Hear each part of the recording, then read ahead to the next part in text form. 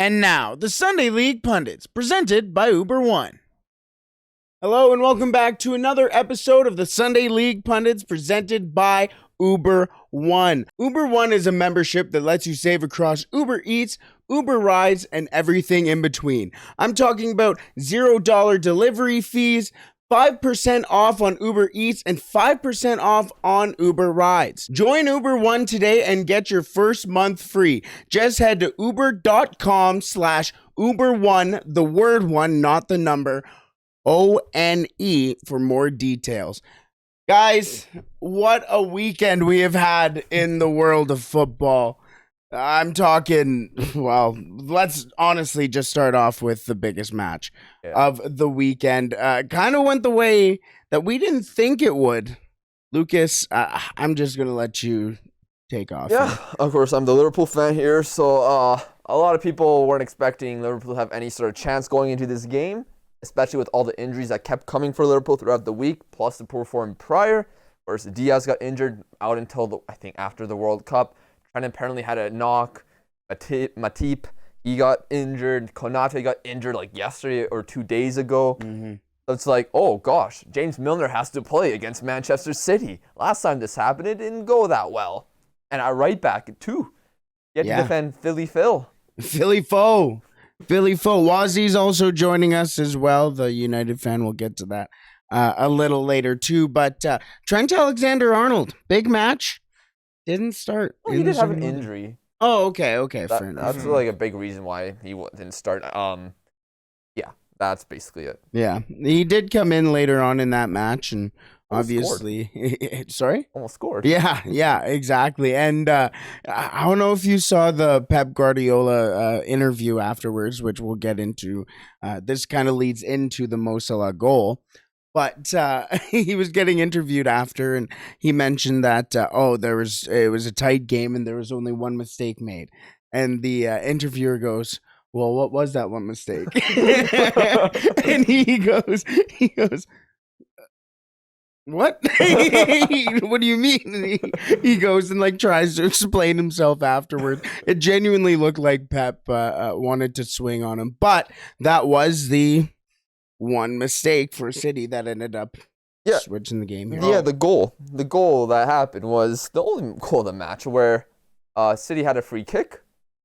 De Bruyne just kicks it right at Alisson, boots it, he slips, fantastic. Goes right to Salah. Salah uses his super muscle strength, bullies João Cancelo off, turns him, boom, one-on-one, and slots it past Ederson.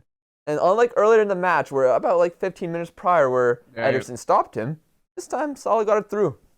There's also a moment where I think that was maybe the same moment where Salah just kind of like put it right past the post, and people were like, Mo Salah. Hi, that's me.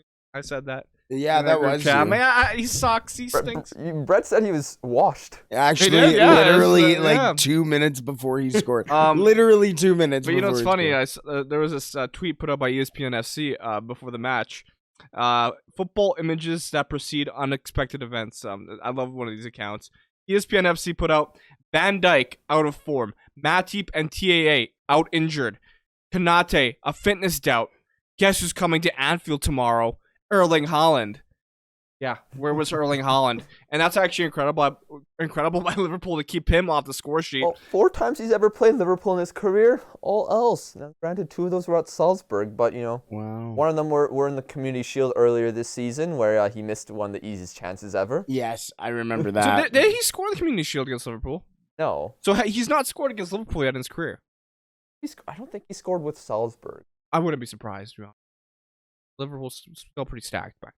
Yeah. But yeah, it's like, an incredible challenge and a feat to even keep him off the score sheet at the rate he's been scoring, and to even just defeat City is impressive. I think this is City's first loss of the Premier League. With the way they're going, I thought City could have gone undefeated with how things were going, honestly. Arsenal fans going wild because they get to celebrate. No other team can go undefeated this season.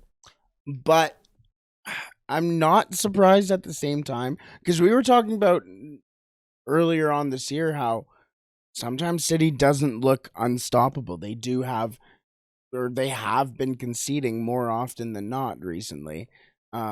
or at least to start the season, I should say. And they only conceded 1 goal, obviously, in this game, but there have been times where they've been in 3-3 matches and stuff like that. So, I might say the Premier League title is A, either wide open, or B, Arsenal's to lose. I mean, I still think it's too early to say that Yeah, because yeah. usually whenever you don't really see how things are going to look until a bit past halfway this season, in my opinion. But yeah, I mean, it's at least we're seeing something more interesting right now. And every time I see a matchup where you expect one team to absolutely obliterate the opponent, 90% of the time that never happens. This is true. I've seen this actually happen with Man United sometimes, actually, where people expect them to get destroyed and not necessarily destroyed. Maybe they got Okay, Brentford happened once, okay? Well, to be fair, I think it was like one of the last Ole matches against Man City where everyone thought United would get destroyed and they got destroyed. That's what I mean. Like there was moments during the Ole era, I think specifically, where that would happen. So, but yeah, it was just credit to Liverpool. I don't like seeing them win. You don't. You don't like a few of the players, but yeah, the first half, I think Liverpool actually. Bro, what you saying? I have an agenda? Yes. Yeah. You have more of an agenda than Brett, and Brett has plenty of agendas. Ironically. Only 3 players I don't like in world football. We all know them now. Messi? Why? I love him. No, that's fake. Pogba. Don't like that guy. Suppose he's me back for the World Cup, and I'm like, no, don't even, no. That's a different. But Liverpool now up to 8th in the Premier League table. Manchester City to 2nd. Well, they were still 2nd anyways, but still in 2nd. They were in 11th, though, Liverpool. Yeah, but it could have been like that if a certain goal wasn't ruled out. Yeah, I forgot about that. I forgot about that. That's what Pep probably mentioned as the one mistake. Yeah, no kidding, hey? Yeah. I guess there were a couple of mistakes there, but also Jurgen Klopp getting a red too. We had a little bit of everything in this match. Lots of things happening. I mean, let's talk about the disallowed goal. Originally it was Haaland getting. Well, this was right after Salah's chance that got stopped by Ederson. The referee didn't give a corner; he gave a goal kick after Ederson was on the ground for 5 minutes. And honestly, I missed it. I missed it. I was outside. I came back, and then all of a sudden, I'm just seeing the number come off. I'm like, what's going on here? So he was down, right? Yeah. So what happened? Yeah. I mean, he was just like he just probably felt something uncomfortable in his or something. But he stayed in the game. But yeah, the ref was supposed to give the ref gave a goal kick instead of a corner kick, despite Ederson saving it. Instead, he go down right away, score a goal. And we think, Liverpool are down 1-0. But there was 2 things. Initially, I thought Alisson at least had 2 points on the ball, which means for a goalkeeper to have control of the ball, they either need like one of their hands and either ground or their other hand or something else to be touching the ball for it to be in their possession. And like if it gets taken out, then it's a foul. And that's what I thought happened on the play, and it kind of looked like that was. But then when VAR went and checked it, it showed Haaland bringing down Fabinho. Oh, yeah. Oh, yeah, I saw that. I'm like, damn, I didn't even notice that. Yeah, you know what? Now I do remember them showing the replay, and I don't want to. I'm not sure if it was soft or something like that, but I think one of the more iconic images of this match was when Thiago, like, what was he blocked the ball from Erling Haaland, where he put his foot under Erling Haaland's crotch, and I just, something about that image, just, it was fantastic. Talking about ball control, right? Anyways, I just had. But according to match of the day, with that stuff, we've been told that if it wasn't disallowed for the foul on Fabinho, it would have been for the foul on the goalkeeper by Haaland. So. After that goal, Pep was pissed. Oh yeah. So I'm like, you look at it, it's no goal. It was clear. Yeah, it looked like a foul. And yeah. But Pep was pissed. Bernardo Silva was pissed. City fans were pissed. That's so petty. I watched the reaction of the kickoff. Who choose Jordy's, and like the City fan and the United fan on there were just like, oh, VAR is ruining the game. I'm like, I don't think to complain about VAR. I don't think this is it. I think if that goal stood, that's pure corruption. I don't know if it's pure corruption. I don't know about that one. I think that would have been pure corruption. You can tell it's the Man City just wanted to be the Man City League. I don't think I do not agree with was there, but yeah, that is what happened. But at the end of the day, Liverpool do get the win. Klopp gets a red card because Mo Salah gets pulled pretty much like a wrestling slammed on by Bernardo Silva. Klopp yelled into the assistant referee's ear. Yeah. I mean, this certainly gets a red card. You can't really be doing that. Yeah. No, that was but that was also just a straight up bad call. Yeah, it was. That was a bad call, a missed call, and I don't know what it was. I feel like there was a lot of missed call and more, maybe not missed calls, just inconsistency. Yeah. In the match, but that builds the game, I guess, one way or another. Now, Brett, as the number one hater and lover of this man, Darwin. Yes. What were your thoughts on some of the things he did in the game? I don't understand the thought process between numerous of the plays. A 3-on-1 break from the center dot.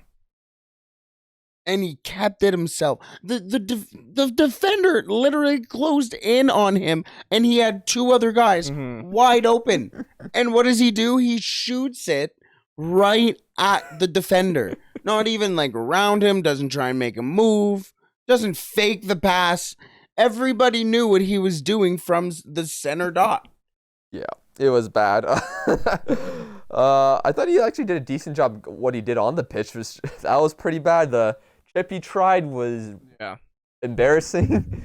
And then I forgot about that.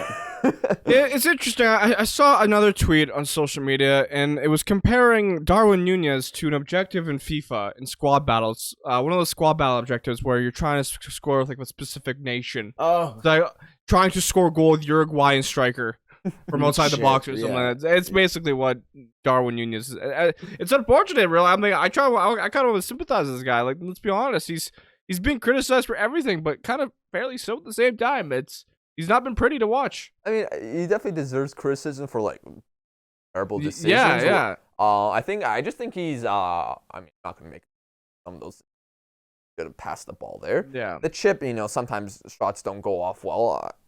And then the pass, or he almost got an assist, but Fabio Carvalho probably wanted the pass to him sooner. Instead, he passed it to Trent on the back post. The pass was a bit too heavy. I don't know. Playing devil's advocate and maybe it's copium. I just think maybe he's just right now he's a really emotional guy, as you can tell. But I think he's also a young guy. He's only 23, so I feel like once more time goes by and calms down a little bit more and really like gets used to everything, will go better for him. I think more successful things will come. Obviously, sometimes he has like an iffy first touch, but then sometimes you just see him get around the guy and just like he's like a bullet train. So it's like it's very, very mixed so far with him. Obviously, 80 million is gonna be on his ass this whole. Well, that's like any player. Like for example, I think Harry Maguire. He went for 80 million, and he's been only criticized and scrutinized since joining United, and probably forever will be. Yeah, but with Darwin, I'm seeing good, like the basics, like looking good, like passing. But like he's getting into the right spots, getting into the channels while opening space up for himself, which ends up opening space for other people as well. So like that stuff I'm pleased to see. But yeah, right now, But then again, I have to think it's not like Sadio Mane was the best decision maker in the world at times either. Darwin Núñez is a raw player, I think. It was probably a way to put it. That. Yeah, and they're like corner kicks are very notorious for little subtle movements like that too. You see the linesman's over in the corner, and you just tell them, "Hey, I made the move. Nobody else has to know." And the other player comes in, takes it, and the ball is live as soon as the player in the corner moves it. So as soon as they make the play, they'll run into the box, and then another player will come in, make it look like they're taking the corner, just take the ball. Everybody's sleeping. You have extra space to move, right? So there have been moments like that, and that's why I saw it, and I was like, I thought that could have been counted. I understand the other side, and I'm okay with it not, but at the same time, you know. But I saw a tweet today too that over the last 4 games, United has had 89 chances and have 6 goals. And 2 of those matches are against Pneumonia, and the other 2 are, I mean, one's against Newcastle, which it was a good game, I would say still, but 89 chances and you have 6 goals. You have Ronaldo, Rashford, Sancho, Anthony. Like, you guys should have scored a few of those chances. I mean, I think Rashford near the end was 100%. very close with the header. oh my God, I don't know how I missed that. I think Lucas summed it up pretty well at the start of the year about Man United, how there's gonna be some ups, some downs, ups and downs, and it's been basically case in point with Man United. It's just gonna take some time for Ten Hag to really utilize and get the best of this team. Sometimes you'll see the best, sometimes you're gonna see the worst. We saw against Man City, we saw that against a few of the Europa League teams. It's not gonna be perfect, and it's gonna take some time for the team to really become a dominant team in the Prem. And they are in 5th place. Liverpool's 8th, by the way. I mean, we're only 3 points behind you now. Hey, man. Hey. We have a game in hand. We do have 3 losses. You have a game to too. Shit. 3 losses. We actually Newcastle was the first draw for United.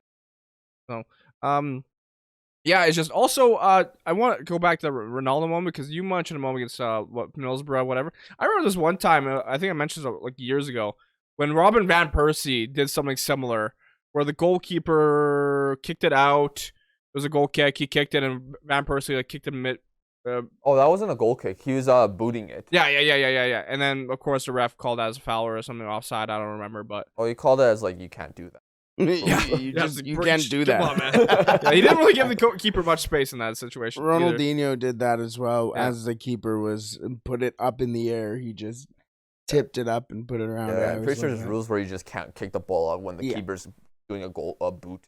Right. I mean, credit to Ronaldo. He's finally starting games. Well, he was out by like I don't have the exact time, but pretty early, like the 60s. Yeah, wasn't he smiling afterwards? Like and then the commentators were just mentioning. It was far from it. He was not happy. Oh, yeah, he was not happy. They showed him. Call me crazy. Oh, good. But I think Ronaldo's just an average striker now. I think there's so many strikers just like him out throughout Europe. He's nothing special anymore. What does he do that's so unique? If that was Ronaldo at the end of the game, we're having a totally different conversation.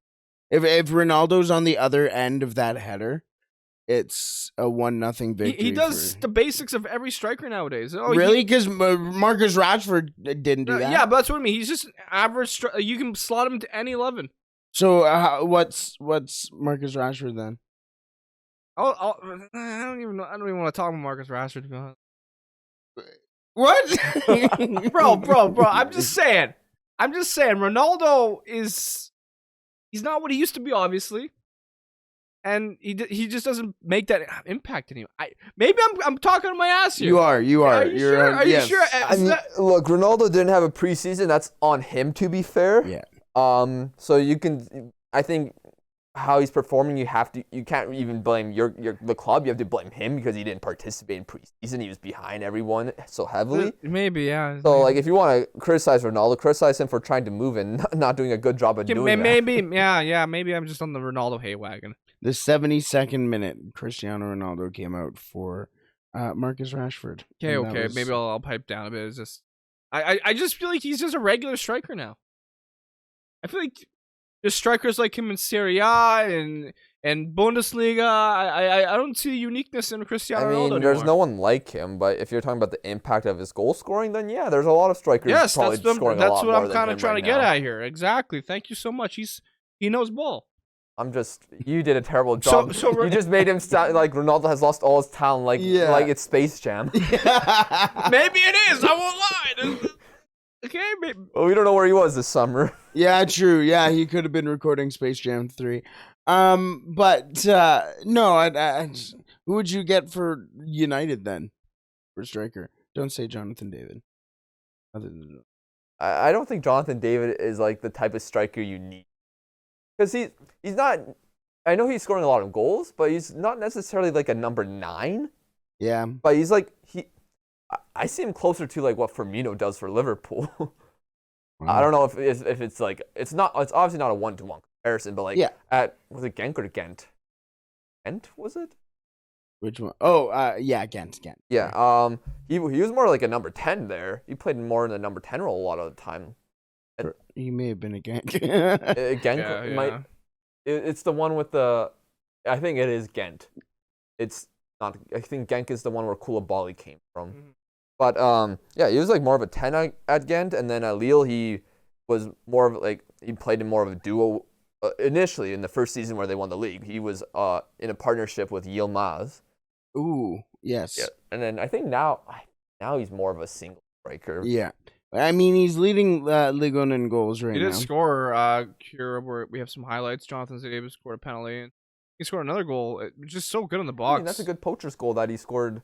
I mean, gets into the right spot. But you know, if Ronaldo scored that, tap and merch. Actually, he would be tied because Neymar did score today, and so they are tied together. But he scored 2. But yeah, he was down 2, I believe. Oh, yes, it was Ghent. Maybe I'm a little harsh on. I just think he's past it. I mean, he's definitely not he's obviously not peak Ronaldo, but I still think he can probably do something. I feel like his rating in FIFA is justified. Okay, and we're there already. Let's move on from Manchester United. I just want to in general. I'm a broken-hearted boy. Let's move on to El Clasico, as we have been treated with a whole bunch of fantastic matches. We could go over the rest of the Premier League, but it was a weird Premier League schedule in general. Like yesterday in the Prem, there was only 4, and Everton lost 2-0 to Tottenham. Wolves embarrassed Forest on social media. That was fantastic. I don't know if you saw. I made a TikTok and a short about that where Forest said something about, the Wolves come out to play, and then the Wolves like, we chopped down your Forest after we beat you. That was great. Fulham draw Bournemouth. Yeah, that game I watched. Of course I watched that game when all the goals happened. Or before, so I didn't really enjoy it. Arsenal defeat Leeds 1-0. Yeah, or that game had like a delay because like the lights or something weren't working, so that game ended like in the middle of the first half of the Liverpool game. Really? But apparently there were some VAR decisions there, but Arsenal got the win at the end of the day. Apparently Arsenal weren't at their best, but they got the win. I missed that. But Chelsea defeated Villa. Was it 2-0 or 3-0? 2-0. Yeah, Mount got both goals. Kepa making some incredible saves. Good to hear. There's like a triple save at one point. And then, Villa it was 1-0 Chelsea in the second half, and Villa were actually playing really good. Mm-hmm. But, Watkins, bro, my man. You talk about Darwin having terrible decision-making, bro.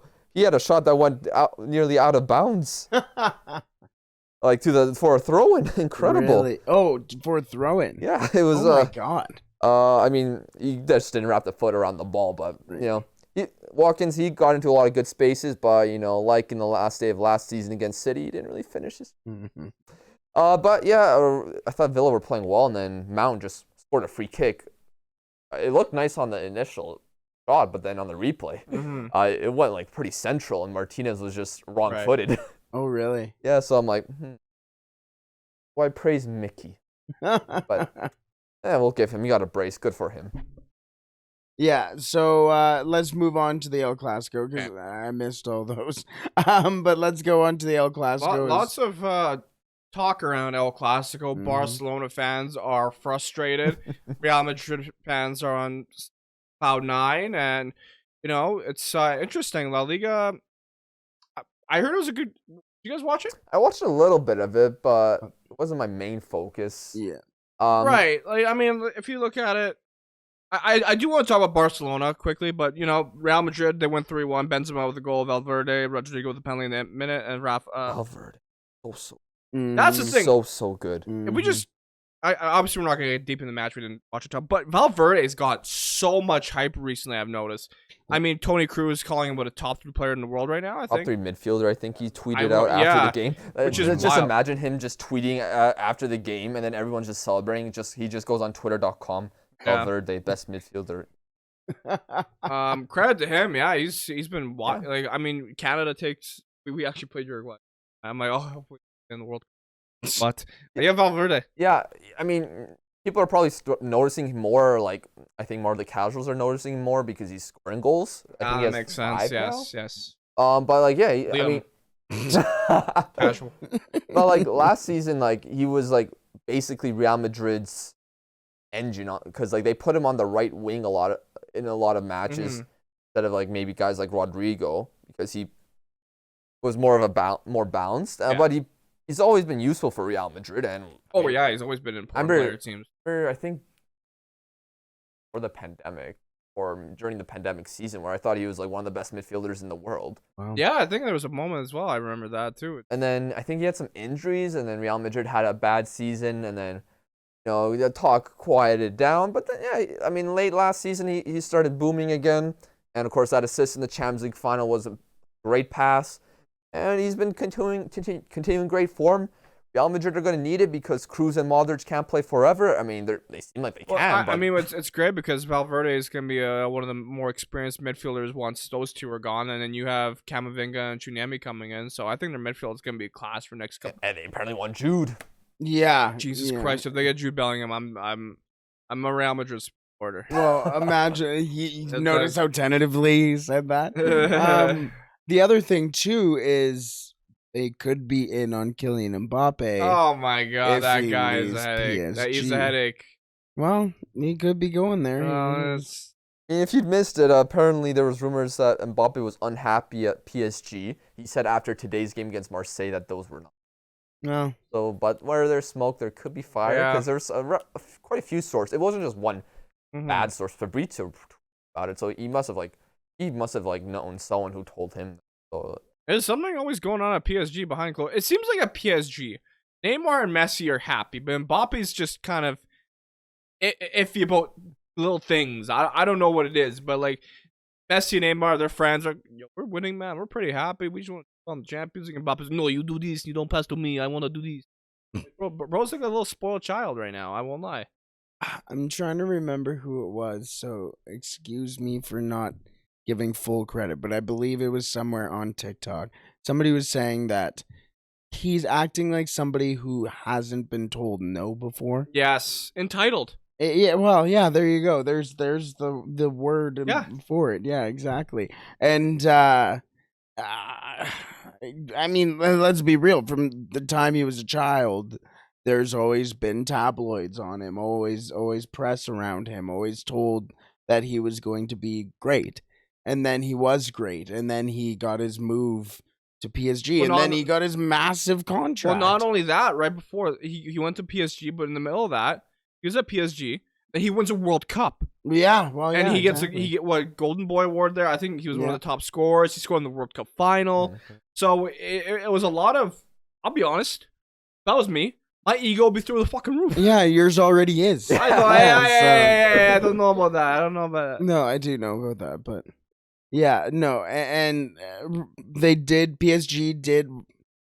They played Marseille today, but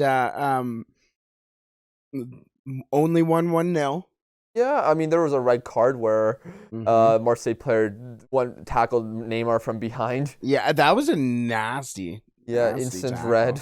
Yeah. But Marseille were actually playing pretty well. They could have actually tied it, but PSG got the win. PSG was PSG. That goal, beautiful feed from Mbappe to Neymar. But the play right before, Neymar gives it to Mbappe. Actually, I think Mbappe came in with it, and Neymar was in the middle, and he goes to hammer it. Mbappe does, and he just sails it. And I was just like, "What are you doing, dog?" I mean, I think going back to the Nunez point, I think strikers like goal focus first, greedy first. So if they see any sort of chance for themselves, they'll take it even if there's a better option. And if that goes in, you're going, oh my goodness, right? So no, I completely, it's fair. I think it's completely fair. But back to El Clasico. Yeah. So yeah, it wasn't a good day for Barcelona. It started with Karim Benzema, the man with the best Christmas song of all time. He scored first after it was Vinicius getting in behind, and he gets his shot saved, and it just ricochets to Benzema. He slots it into through a crowd of players, make it 1-0. Valverde gets a strike from the top of the box to make it 2-0. And then I don't really know what happened in the second half until Barca get one back. Ansu Fati, it was a nice ball across. Lewandowski does like a nice flick with his, I think, left foot, which leads the ball to Ferran Torres for an empty net, making it 2-1, thinking, happening here. But then the section where maybe some Barcelona fans are a little annoyed.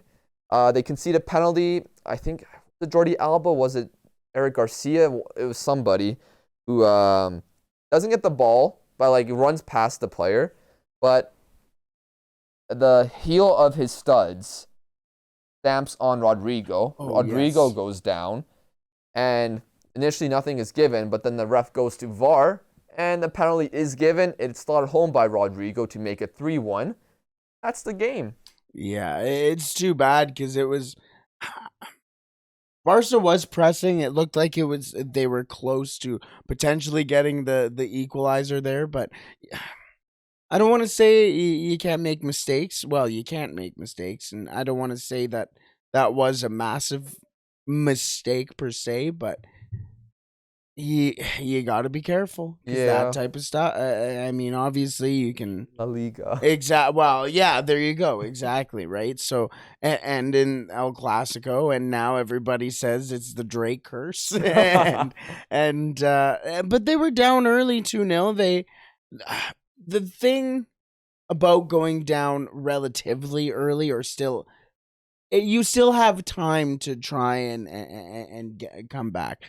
They got that first goal, and it looked like they were going to press and get that other one. But yeah, like you said, you make the penalty, and What? Yeah, you're screwed. one thing I really want to talk about Barcelona is kind of their fans. Is it fair for me to say Barcelona fans need to chill and relax? Because I saw a TikTok of this guy, and he was like, it's the end of the world for Barcelona. It's like, when are we going to start winning trophies again? Like, no. We're in the worst state possible. Like, I just want to see this club great again. I love Barcelona so much. I'm like, dude, it's a process. Well, Manchester United fans. Yeah, I know. It's a process. You've signed some really good players recently. Your club has spent money. It's not going to be perfect. There's going to be some bumps, especially Xavi being what relatively is. How long has he been there for now? A year? Yeah. Not even. There you go. It's not going to be. I mean, even when Pep was at Man City first, it wasn't perfect. When Klopp was at Liverpool at first, it wasn't perfect. It's going to take a little bit of time. Barcelona will be back at the top. Look, I thought they were going to be pretty dominant this year, but like all of a sudden Barcelona have a few shaky results in the Champions League. I mean, this loss to Real Madrid was Barca's first loss in La Liga. They're still second. There's still so much time in the season. Don't panic. There might be time to panic though, This is the World Cup? No. Why? Champions League. They lost to Inter last Which credit to Inter. I'm shocked Inter has pulled it back. Then they drew Inter 3-3, and I wish I watched that game instead of some others. It's like you mentioned before. It's, form is temporary. But right? You got to remember, the Champions League money is massive for them, especially with the amount of levers they kept pulling. Yeah. And they're financially dependent to do well on the Champions League. They said to their socials or whatever, or to whatever it is, they said, our financial expectations, we will get this much from the Champions League because we will make the quarterfinals. You might not get that money because if Inter wins, I think, against Pilsen, or if they win at least one more game, it's done for Barcelona in the Champions League. And if they're out of the Champions League, they're not getting, that's the second year in a row they're not getting knockout stage football money. Yeah. And that is bad for a club that is reliant on getting money.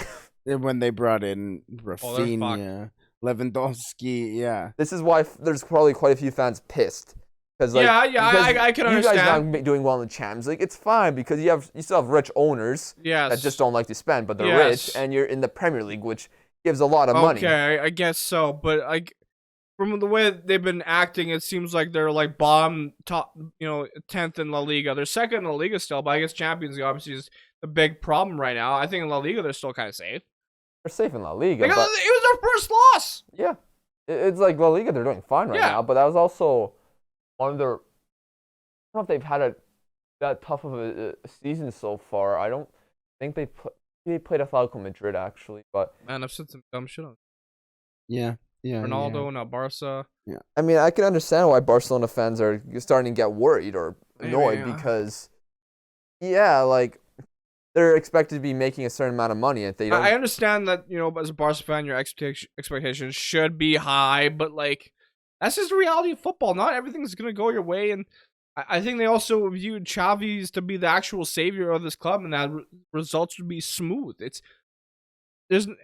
I don't know. I think my problem is the owner or the president, Laporta, for sure trying to make himself look good. And any way where it doesn't make him look good, other people are going to suffer. If the finances aren't looking good, Frankie de Jong's name's out in the media. Yeah. If they don't get the Champions League money, there might be there could be some news reports about Xavi, whether fair or not, which I don't think it's fair. Mm-hmm. But There's always gonna be fingers to point. There's always with Barcelona for the last, I feel like 5 years, there's always been something in the media that's popped up where it's blaming that. Right. But if how Laporta is set up, like they could have easily just went through taking the young players and taking young players, and as they do better, improve, they can make some bigger signings and things like that.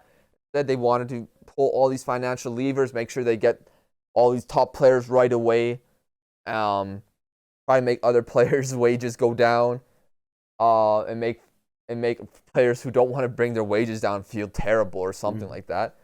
They decided to go that route, which I'm not saying is the wrong choice because right now you're still in La Liga. You technically still have a chance in the Champions League, and it was the what you think was the solution to bring the best possible results in, which I can't blame you for that. But we'll see how it goes for the next little bit. If they don't make the Champions League, that's not good. Yeah, no, not good at all. And they could go down to the Europa League, as I joked about, but as Mourinho would say, the European Conference League. he had some word, but I don't remember what it was. Anything else we want to talk about in regards to European football?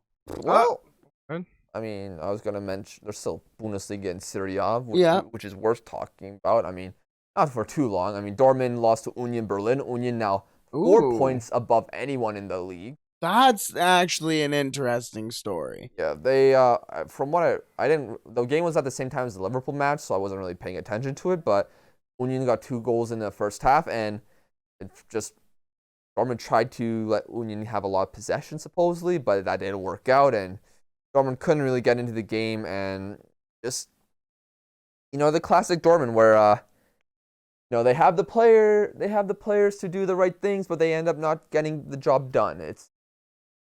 It's something I think they're right now in a process where they need to trust in the coach, kind of like with Mikel Arteta and Arsenal, and I think they'll be fine. But like they're right now having a missed opportunity where they could be higher up in the standings, but now they're like 7 points behind first, I think.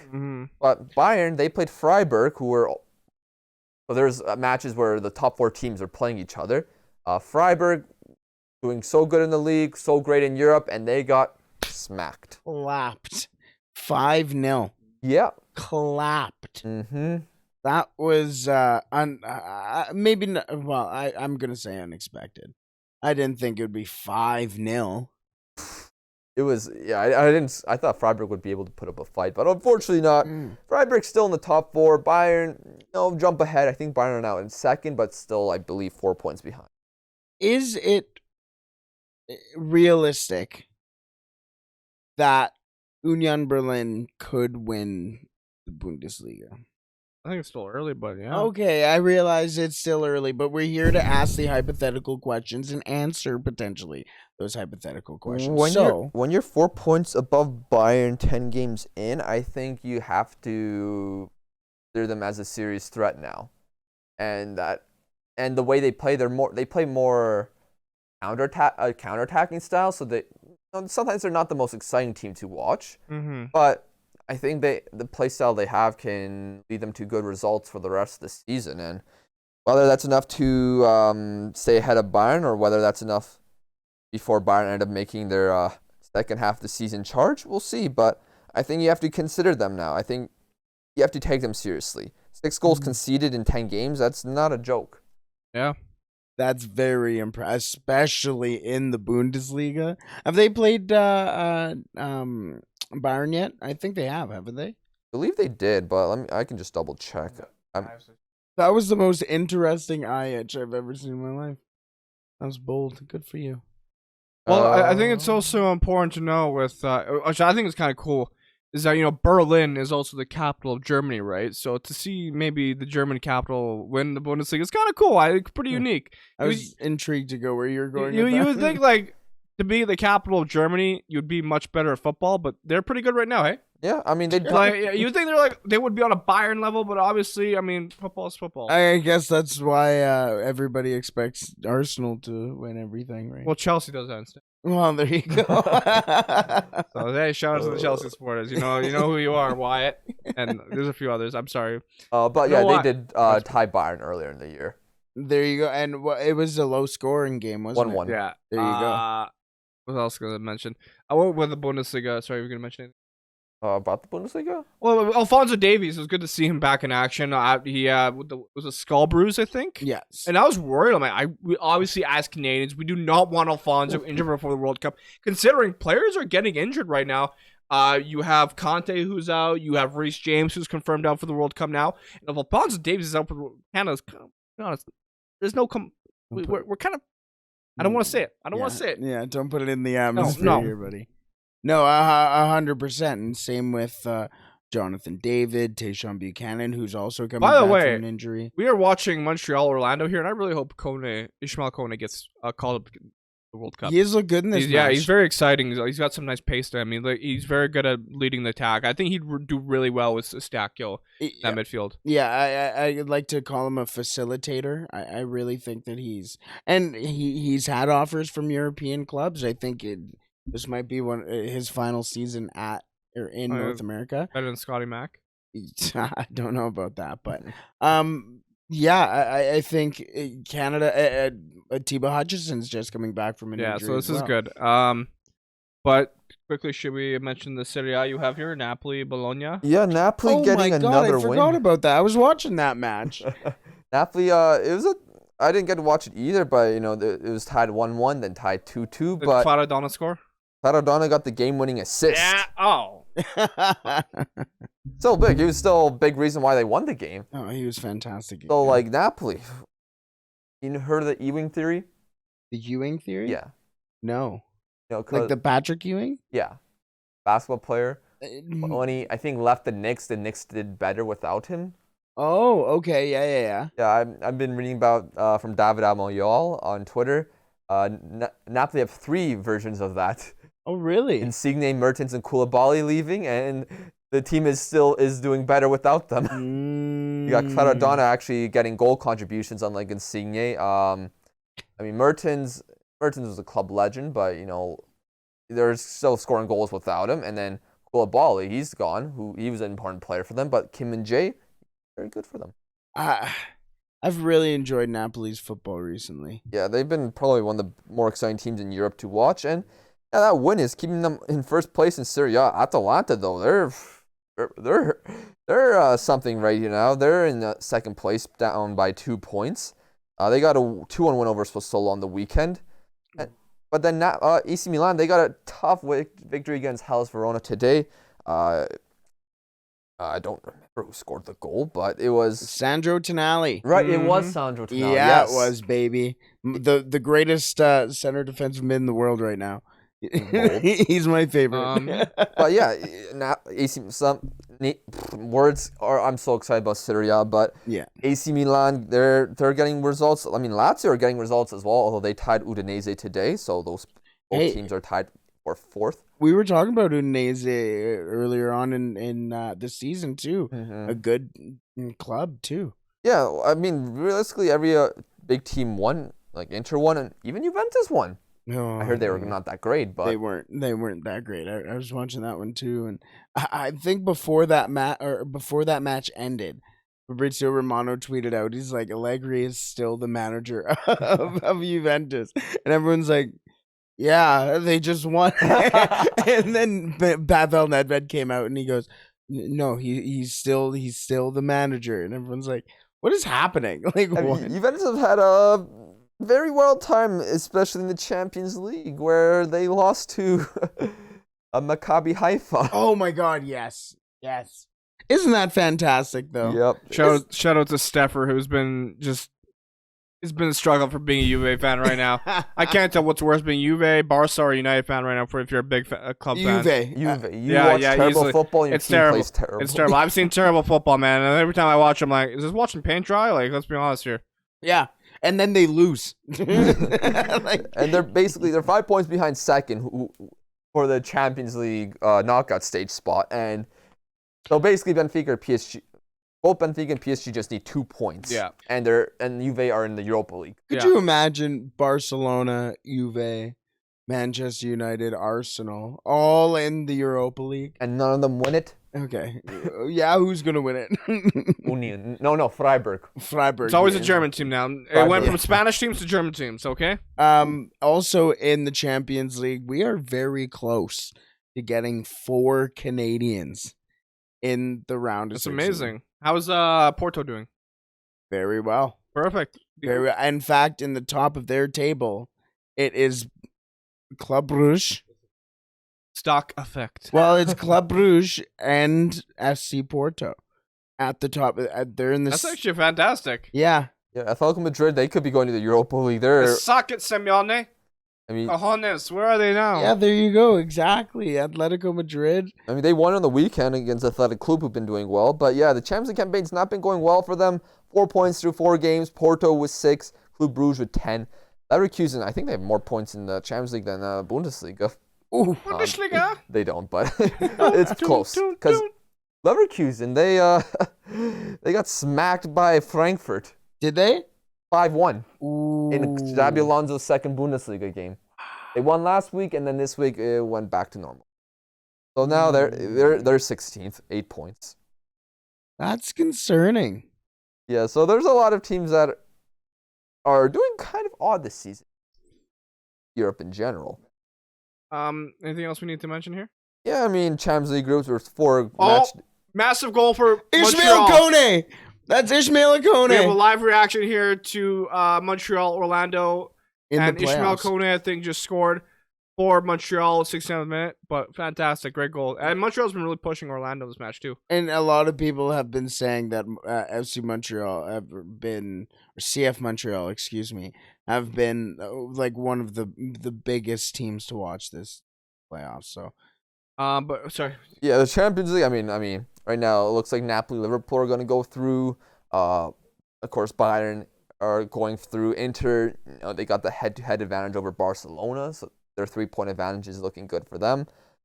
Group D with Tottenham 7 points, Marseille 6, Sporting 6, Frankfurt 4. Sporting don't know how to play against Marseille. They gave Marseille they got rid of Marseille's juju in the Champions League, where Marseille never got wins. Now Marseille has 2 wins in the Champions League. I couldn't believe my eyes. But I called it. Well, I think they're still. I forget where I put them. That group's still wide open. Yeah. Chelsea, Milan, those 2 matches. Mm-hmm. Did you guys catch that Tomori red card? Yes. Over the shoulder. I didn't like it. But was he technically the last man? Technically, and he wasn't going for the ball because he was grabbing his shoulder. You could probably say technically the rules, and plus referees don't really give enough penalties for players that don't dive. Right. Right. Yeah. No, I thought it was a little ticky tack. I understand why. And it's a technical foul, right? I don't know. I don't know. I felt it just ruined the game for me, so I ended up just not paying attention. But Chelsea are first place with 7 points. Salzburg are second with 6. And Milan and Dinamo Zagreb tied for third with 4 points. Yeah. Then Liam's group, Yeah. Celtic last place with 1 point. Rip Bozo. Beautiful. But apparently they were having a lot of chances against Leipzig, not taking them, and Leipzig scored some goals. So Leipzig, Yeah. they have 6 points in the group in second. Real Madrid have 10 points in first. And Shakhtar Donetsk still have a chance to make the knockout stages, 5 points right now. They could have beaten Real Madrid, but conceded late to Rudiger, who got his face smacked up. Ruined, dude. Did you see the cut, too? I didn't see the cut, but There was one angle that you could just see it. It almost looked like it opened up over his eyebrow. Like it looked bad, but hey, I was half upset because you know what's funny is it got down to just before that corner, and I was like, this game's done. I turned it off.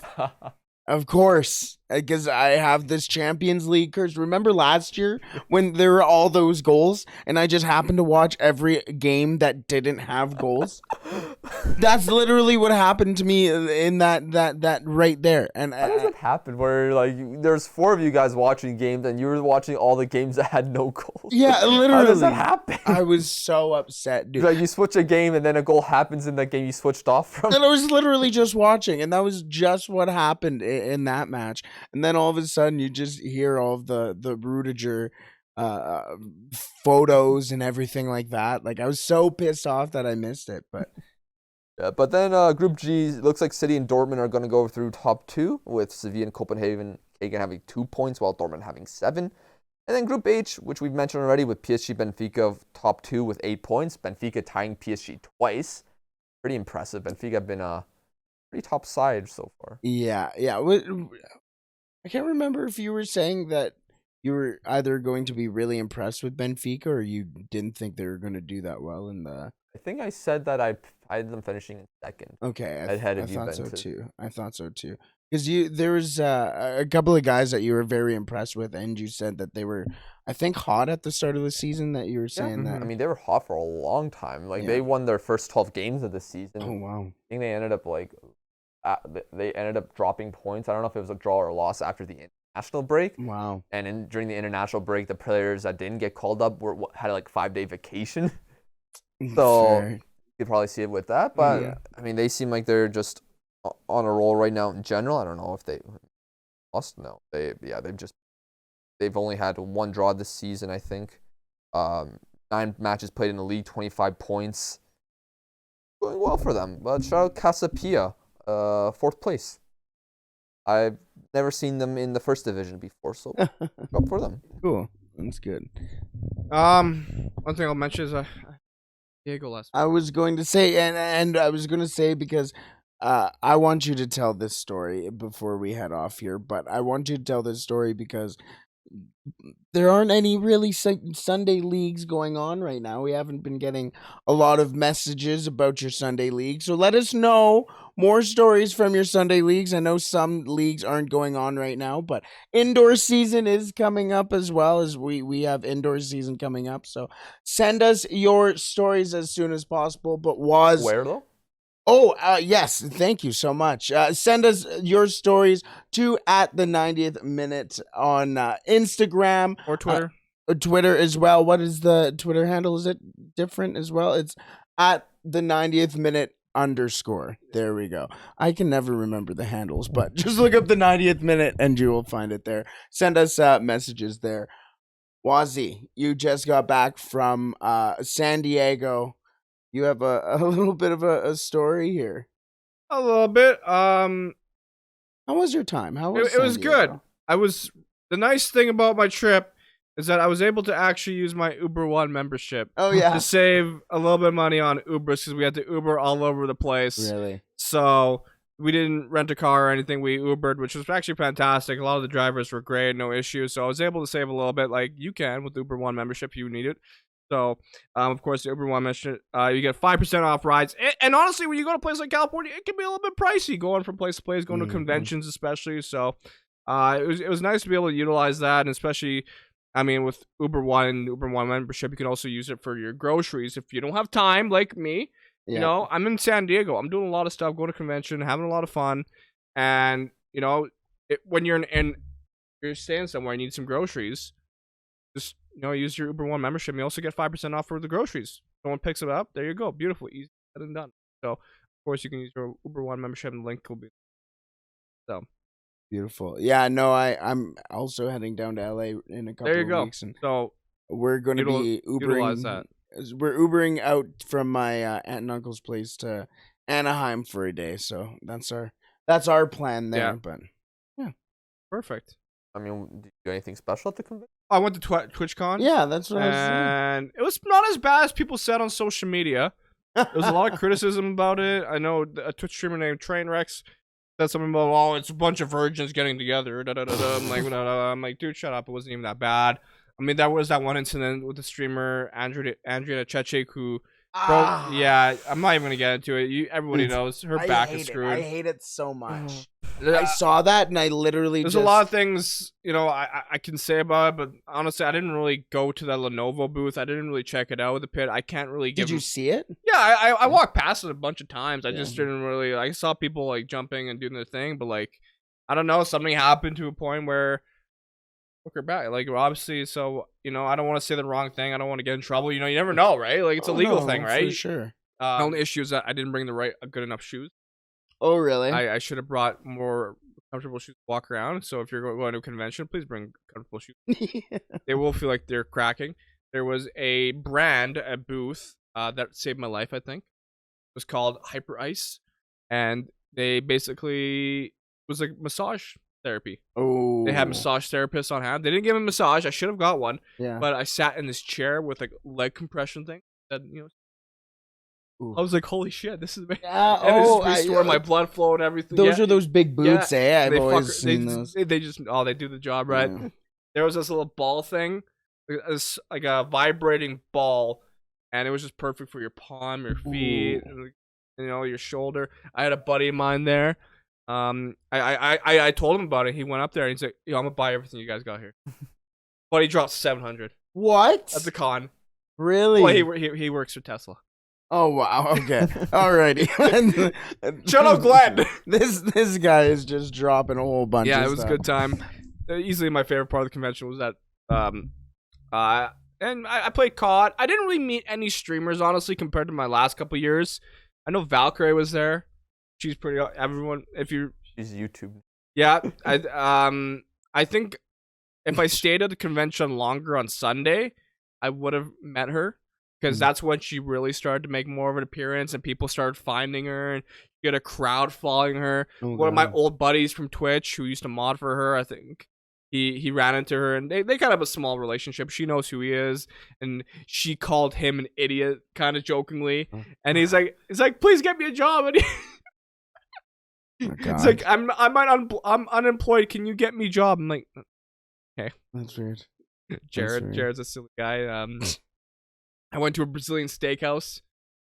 Yo, you know what? I think San Diego has fantastic steakhouses. They have great food all over, like taco. Absolutely. Bro, I ate so many tacos. Okay. I had a taco a day.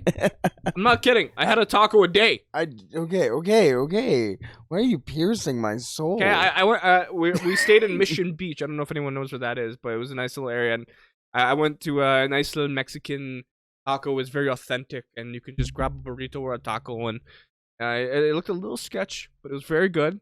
But here's the thing. They didn't fuck around when it come to the sauce. they gave me like 5 sauces, man, and they burned my tongue. Yeah. It was very authentic. It was really good, actually. It was fantastic. Some of the best tacos I ever had. Good. Yeah, it was great. Well, I'm glad you had a good time. Good trip. I hung around with. I had 2 guys from the UK. Yes, you were saying that. Yeah, they're awesome. One of them said Brighton sucks. Actually, every time I mentioned a town in the UK, they said it was a shithole. Yeah, fair enough. If it's not their place, and yeah, it's pretty territorial. They enjoyed it. It was a good time, good food, good people. Good. At San Diego, great time. Alrighty, let's wrap up today's episode there. Question: Isn't Ballon d'Or? I have no idea. The Ballon d'Or is supposed to be unveiled today or tomorrow. And this isn't. I'm pretty sure the Ballon d'Or is after the World Cup. No, I think it's tomorrow. It's ridiculous. It's so weird. What?